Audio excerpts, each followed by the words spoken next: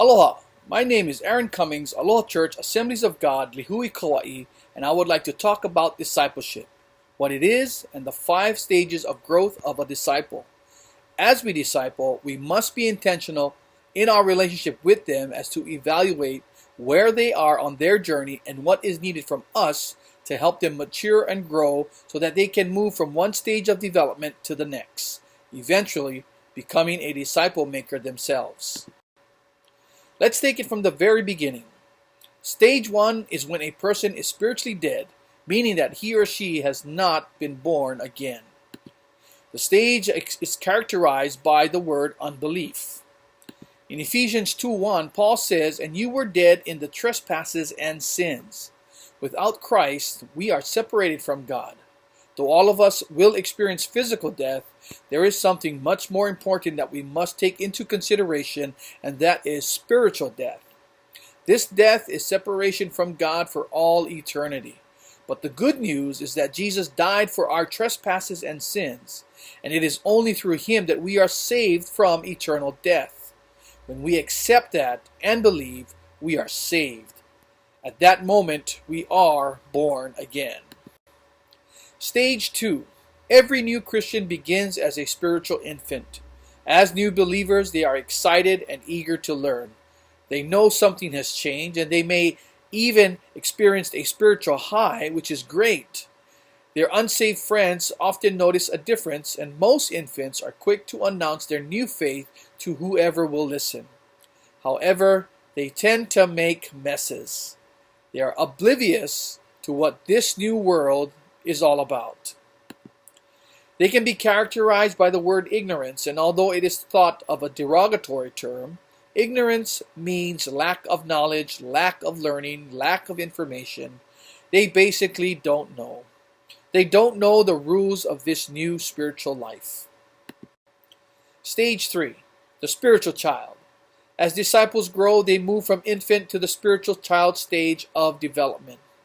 At this point, they understand the basic language of faith, and they are often excited about their faith. In many ways, they are innocent and cute. However, they still act childishly and are often rebellious and self-centered in many ways. Spiritual children tend to do what they should only when they are rewarded or threatened with some kind of punishment. They may do the right thing, but it's usually to avoid an outcome they don't like or to get something they want. For all intent and purposes, they act very similar to a young child. Stage 4. The young adult. As spiritual children grow up, they mature into the spiritual young adult stage. At this stage, they have grown tremendously from where they started. They are eager to serve. They think independently and look much like adults. However, they still have much to learn about responsibility and about how to care for the spiritual needs of others. They are zealous for God and can be characterized as being God-focused and other-centered. They are becoming intentional and strategic about sharing their faith and will see people converted but are not yet able to reproduce disciples that make disciples. They serve intentionally but do not make disciples intentionally. They want their independence, and in some cases they should have it, but they need continued coaching and parenting. Stage 5. The spiritual parent.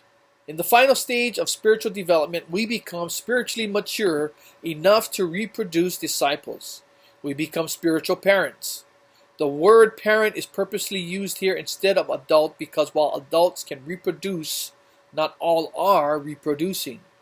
There are many Christians who can be spiritual parents but do not make it a priority, and by doing so have not prioritized the command of Christ to make disciples. Just as humanity continues because humans reproduce physically, so Christianity continues because Christians reproduce spiritually, or we make disciples. In summary, the 5 stages of growth of a disciple. Number 1, spiritually dead. Number 2, spiritual infant. Number 3, spiritual child. Number 4, spiritual young adult. And number 5, spiritual parent. This assessment does not in any way, shape, or form designate one believer as more valuable than another. It is very important that we, the disciple maker, as well as the disciple, understand the difference between usefulness and value. While mature Christians are often more useful in the work of the Lord than the spiritual infant or child, he or she is not more valuable. We are all God's children, and He holds us as the most valuable of all His possessions. He bankrupted heaven just to have fellowship with you. I'm Aaron Cummings, and thank you for listening.